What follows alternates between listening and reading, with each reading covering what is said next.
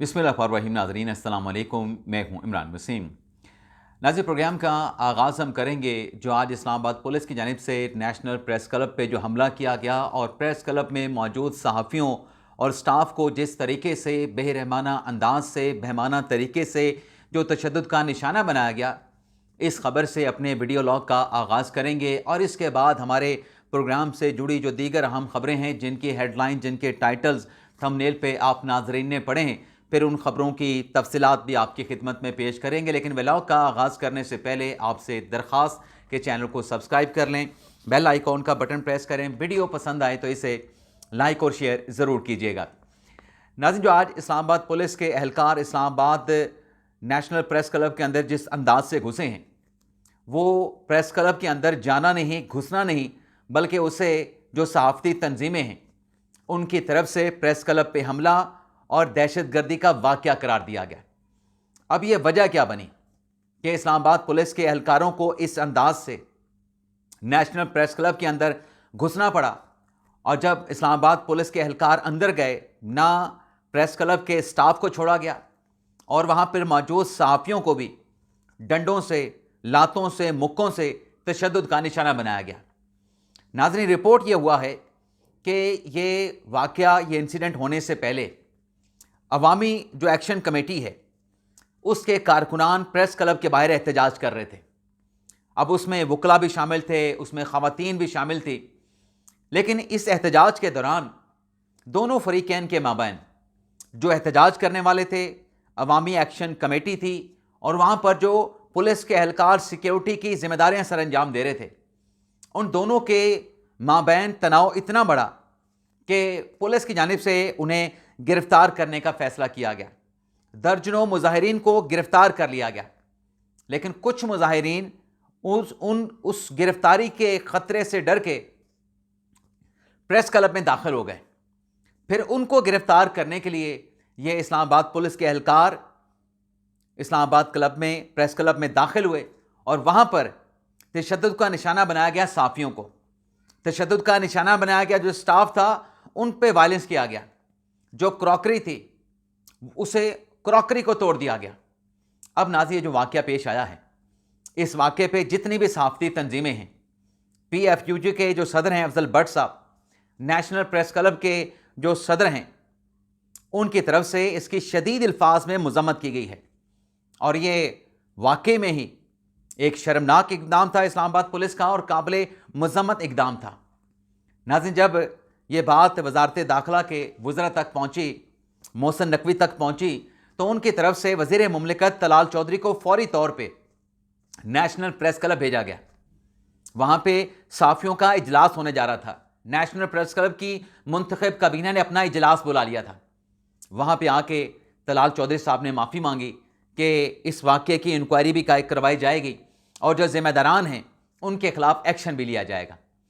अब नाज़रीन, साफ़ियों ने तो फैसला किया है, अब से कुछ देर के बाद एक रैली निकाली जाएगी और अपना मुतालबा, जो ये हमला नेशनल प्रेस क्लब पे हुआ है, अपने मुतालबात भी पेश किए जाएंगे।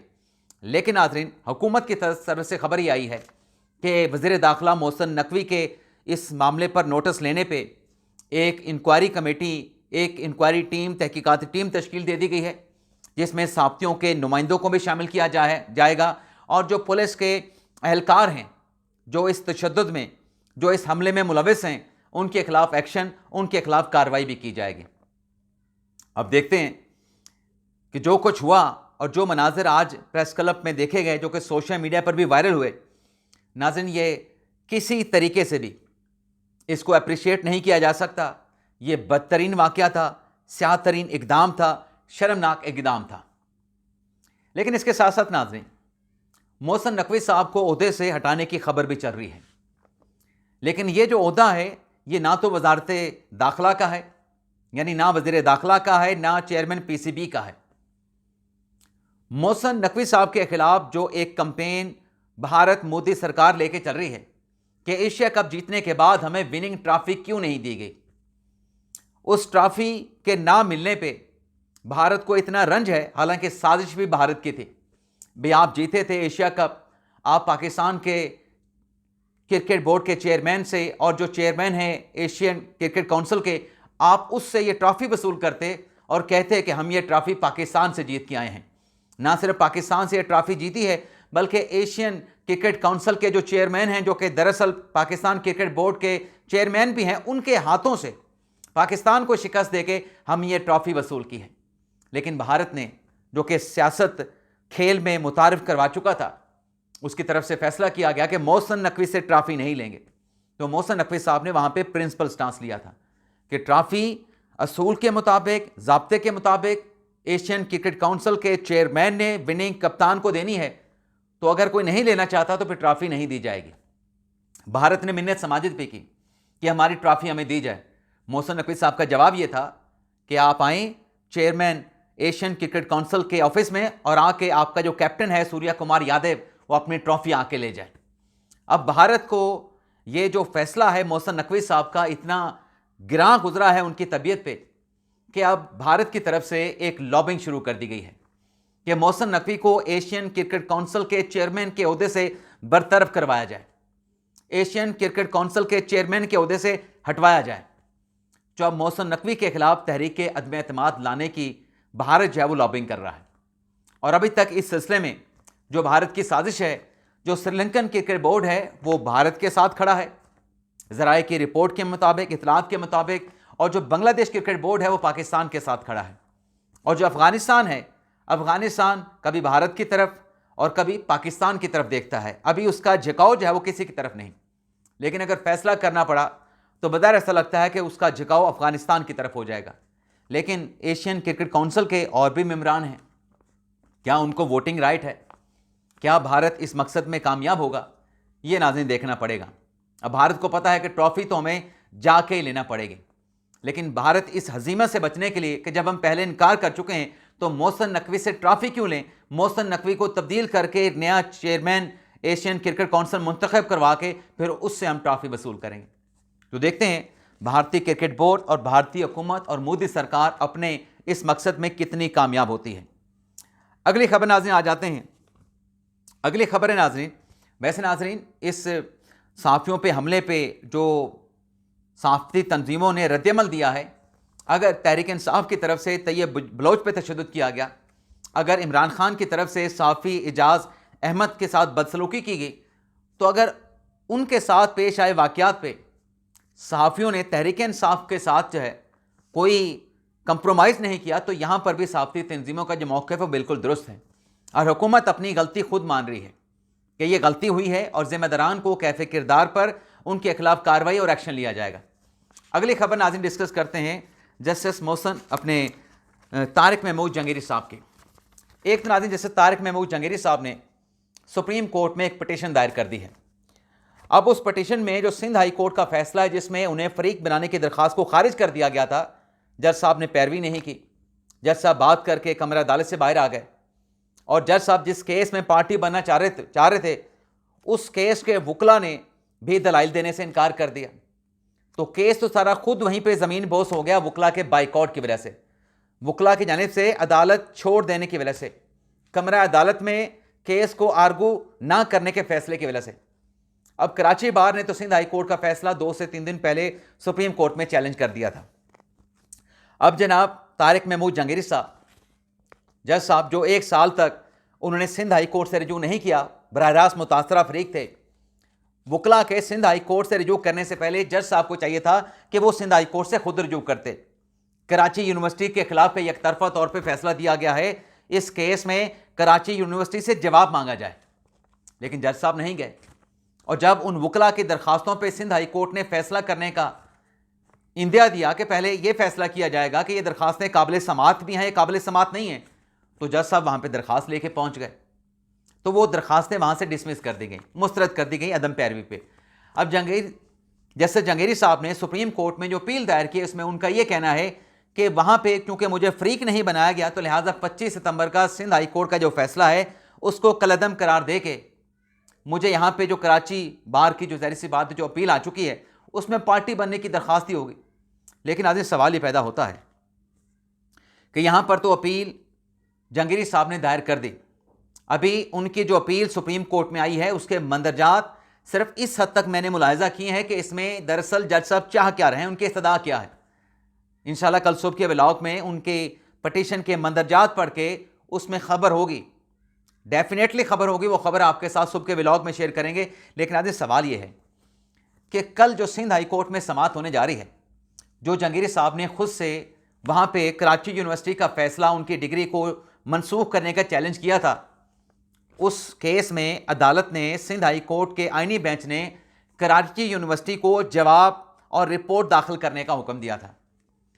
तो ज़ाहिर सी बात है कि कल अगर हेयरिंग होने जा रही है तो कराची यूनिवर्सिटी ने आज रिपोर्ट तैयार कर ली होगी और कल ये रिपोर्ट सिंध हाई कोर्ट में जो सरकार के वकील हैं वो बेंच के सामने, कॉन्स्टिट्यूशनल बेंच के जजेस के सामने रख देंगे। भी ये वजूहात हैं जिसकी बिना पे हमने जहांगीर साहब की डिग्री को इनवैलिड करार दिया। लेकिन देखना नाज़रीन ये होगा कल दूध का दूध पानी का पानी होता है या नहीं होता। और ये मैं इसलिए कह रहा हूँ कि कल शायद ये केस मुकम्मल हो या ना हो सकता है कि एक और तारीख पड़ जाए। लेकिन नाज़रीन, एक सवाल जो कि जहांगीर साहब के वकील ने सिंध हाई कोर्ट के सामने उठाया है कि क्या मुझे नोटिस दिया गया, यकतरफा तौर पे कराची यूनिवर्सिटी उनकी डिग्री को इनवैलिड करार दे सकती थी। और फिर जो आईनी बेंच का सवाल है सिंध हाई कोर्ट का कि क्या डिग्री के वैलिड इनवैलिड करार देने से मुतल्लिक कानून में कोई मुद्दत मुतय्यन की गई है कि 6 माह के अंदर, साल के अंदर या 5 साल तक आप किसी शख्स की डिग्री का जायज़ा ले सकते हैं और वो मियाद गुजरने के बाद आप उसकी डिग्री को छू भी नहीं सकते, आप उसकी डिग्री को क्वेश्चन भी नहीं कर सकते। अब आप देखें ना कि इनकम टैक्स रिटर्न में ये होता है कि अगर आपने एक मरतबा अपने रिटर्न्स फाइल कर दिए तो दूसरे साल खुल सकते हैं, तीसरे साल खुल सकते हैं, चौथे साल, लेकिन 5 साल जब गुजर जाएं आपके रिटर्न्स गोशवारों के फाइल होने के बाद, फिर वो गोशवारे नहीं खोले जा सकते। ये कानून में बाकायदा तौर पे लिख दिया गया है। लेकिन क्या आईनी बेंच का ये सवाल है कि यहाँ पर कोई ऐसी गुंजाइश, कोई ऐसी बार रखी गई है कि नहीं रखी गई? तो इसका जवाब भी जहांगीर साहब ने भी देना है और कराची यूनिवर्सिटी के वकील ने भी देना है। तो मैंने आपसे जो कहा कि इस पटिशन के जो मंदरजात हैं वो इंशाल्लाह रात को उसको स्टडी करके कल सुबह उसकी डिटेल भी आपके साथ हम शेयर करेंगे कि एक्चुअली और फैक्चुअली इस पूरी पटिशन में इन अमूमी मंदरजात के अलावा और बड़ी खबर क्या है। जहांगीर साहब अपने हक दिफा में यहाँ पे सुप्रीम कोर्ट के सामने क्या कह रहे हैं। इसके अलावा नाज़रीन, आज सुप्रीम कोर्ट की जानिब से मखसूस नशिस्तों की नज़रसानी की दरख्वास्त का तफसीली तहरीरी फैसला भी जारी कर दिया गया है। मजमूई तौर पे ये 47 पेजेस हैं जिसमें जस्टिस सलाहुद्दीन पंवर साहब का नोट भी है कि वो बेंच से क्यों अलग हुए, जस्टिस आयशा मलिक साहबा, जस्टिस अकील अब्बासी साहब का इख्तलाफी नोट भी है और जस्टिस अमीनुद्दीन खान साहब का तहरीर करदा फैसला भी है। इसके अलावा जस्टिस जमाल खान मंदुखेल और जस्टिस मोहम्मद अली मदर साहब अलग से अपना एडिशनल यानी इजाफी नोट जो है वो तहरीर करेंगे। अब नाज़ ये जो फैसला है, इस फैसले के में जो नोट है सलाहुद्दीन पंवर साहब का, पहले तो उसकी बात कर लेते हैं। सलाहुद्दीन पंवर साहब ने अपने नोट में हामिद खान साहब को जो है वो उनसे मुतल्लिक बड़ी सख्त ऑब्जर्वेशन पास की हैं। मैं कहने तो लगा था कि उनको एक्सपोज किया है, लेकिन फिर मैंने कहा चलें ऑब्जर्वेशन तक खुद को महदूद रखते हैं। सलाहुद्दीन पंवर साहब ने कहा कि हामिद खान साहब ने उनको ज़ाती तौर पे टारगेट किया। कैसे टारगेट किया? पंवर साहब लिखते हैं कि केस जब शुरू हुआ, मखसूस नशिस्तों का नज़रसानी की दरख्वास्तों पर कार्रवाई का आगाज़ हुआ, तो सलमान अकरम राजा ने और फैसल सदीकी साहब ने, जो कि PTI और सुन्नी इत्तेहाद कौंसिल के वकील थे, उनकी तरफ से बेंच पर मुकम्मल एतमाद का इजहार किया गया। लेकिन जब हामिद खान साहब ने दलाइल का आगाज़ किया, उनकी तरफ से 26वीं आईनी तरमीम का जिक्र करके बेंच के कुछ जजेस पे, जिसमें मैं सलाहुद्दीन पंवर भी शामिल था, उनको टारगेट किया गया, उन पे इल्ज़ामात लगाए गए। तो सलाहुद्दीन पंवर साहब ये कहते हैं कि ये जो इकदाम था जजेस को टारगेट करने का, उन पे इल्ज़ामात लगाने का, मैं इन इल्ज़ामात के मेरिट में और इन इल्ज़ामात की जो टाइमिंग है कतई नज़र उसकी डेप्थ में जाए बगैर और लगाए गए इल्ज़ामात को का एतराफ़ किए बगैर अदालत उज़्मा की वक़ार और साख और एहतराम के लिए मैं बेंच से खुद को अलग कर रहा हूँ। यानी मलबा जो है कि वो बेंच से क्यों अलग हो रहे हैं, वो मलबा हामिद खान साहब पे डाला है और बिल्कुल वैलिड डाला गया है। इसके अलावा नाज़रीन, जो तहरीरी फैसला जारी किया गया है उसमें यह कहा गया है नाज़रीन कि आर्टिकल 187 का अख्तियार जो इस्तेमाल किया गया, जिसमें यह कहा गया कि ये सीटें रिजर्व सीट जो है पाकिस्तान तहरीक इंसाफ की बनती हैं, इस तफसीली फैसले में कहा गया है कि यह अख्तियार यहाँ पर इस्तेमाल नहीं किया जा सकता था। अब नाज़रीन, क्यों नहीं इस्तेमाल हो सकता था? इसलिए नहीं इस्तेमाल हो सकता था क्योंकि आर्टिकल 187 का अख्तियार इन्वोक करने का आईनी और कानूनी एक तकाजा भी है। पाकिस्तान तहरीक इंसाफ सुप्रीम कोर्ट के सामने थी नहीं, फैसले में कहा गया है। तफसीली फैसला कहता है कि तहरीक इंसाफ सिर्फ अदालती मावनत के लिए सुप्रीम कोर्ट में आई। तहरीक इंसाफ ने यह दावा नहीं किया कि ये सीटें रिजर्व सीटें उनकी बनती हैं, उनका राइट है। अब नाज़रीन, आपके सामने तो हकाइक मौजूद हैं। अब जजेस ने आर्टिकल 187 के तहत यह फैसला कर दिया कि ये सीटें पाकिस्तान तहरीक इंसाफ की हैं। अब जजेस को माजरत के साथ ये इल्हाम, ये ख्वाब कैसे आया, या जजेस ने डिटर्मिनेशन कैसे की, जब अदालत के सामने मौजूद पाकिस्तान तहरीक इंसाफ खुद ये बार बार पूछने पे कह रही थी कि ये सीटें हमें नहीं चाहिए, हमें रिजर्व सीटें नहीं चाहिए। ये रिजर्व सीटें आप सुन्नी इत्तेहाद कौंसिल को दें, ये सुन्नी इत्तेहाद कौंसिल का राइट है, आप हमें ना दें, आप अपना फैसला करें। ये सीटें हम ये नहीं कह रहे कि आप हमें दें, हमारा ऐसा कोई दावा नहीं है। तो ये सलमान करमल्ला साहब ने कहा, और फैसले में कहा गया है कि जो फैसला है वो रिकॉर्ड और आइन के मुताबिक ही हो सकता है, लेकिन जो मखसूस नशिस्तें तहरीक इंसाफ को देने का फैसला किया गया ये हकाइक, कानून और आइन के बरखिलाफ था। तो लिहाजा मखसूस नशिस्तों से मुतल्लिक जो अक्सरियती जजेस का फैसला है उसको कलअदम करार दे के नजरसानी की दरख्वास्त को एक्सेप्ट किया जाता है। फैसले में नाज़रीन कहा गया है कि पीटीआई ने, चाहे इलेक्शन कमीशन का फैसला था मखसूस नशिस्तें ना देने का, चाहे पेशावर हाई कोर्ट का फैसला था, पीटीआई ने यह फैसला किसी जगह पे चैलेंज नहीं किया। और फिर नाज़रीन, अदालत ने फैसले में कहा कि पीटीआई किसी जगह फरीक थी ना पीटीआई किसी जगह पे फरीक बनी। अब नाज़रीन, आखिर में अदालत क्या कहती है? जो काजी फैसल साहब को चार्जशीट किया जाता है, अदालत कहती है कि सुप्रीम कोर्ट ने कभी हुक्म नहीं दिया कि पाकिस्तान तहरीक इंसाफ इलेक्शन नहीं लड़ सकती। अब नाज़रीन, 10 जजेस ने ये एक लाइन, एक जुमला लिख के काजी फैसल साहब के हक में फैसला दिया है, काजी फैसल के हक में एक बड़ी गवाही दी है। लेकिन मैं ये समझता हूँ कि यह फैसला जो अक्सरियती जजेस है, कुछ जजेस ने तो अपने फैसले पर रिव्यू कर लिया, लेकिन अक्सरियती जजेस को इस फैसले में चार्जशीट भी किया गया है। फैसले में कहा गया है कि मंसूर शाह साहब ने बगैर सुने, बगैर नोटिस जारी किए जो लोग मखसूस नशिस्तों पर मुंतखब हुए थे उनको डी सीट कर दिया गया। जो तहरीक इंसाफ कहती है या जंगीरी साहब कहते हैं कि यह एक तरफा तौर पर फैसला हो गया, जंगीरी साहब को सुना नहीं गया, और भी कई केसेस में कहा जाता है, यहाँ पे मखसूस नशिस्तों के केस में 10 जज साहबान कह रहे हैं कि जो मखसूस नशिस्तों पे लोग मुंतखब हुए थे, मंसूर शाह साहब ने उनको नोटिस दिए बगैर उनको उनके ओहदों से हटा के डी नोटिफाई कर दिया। तो ये भी तो इंसाफ के तकाज़ों के बरखिलाफ था। इजाज़त चाहते नाज़रीन, अल्लाह हाफिज़।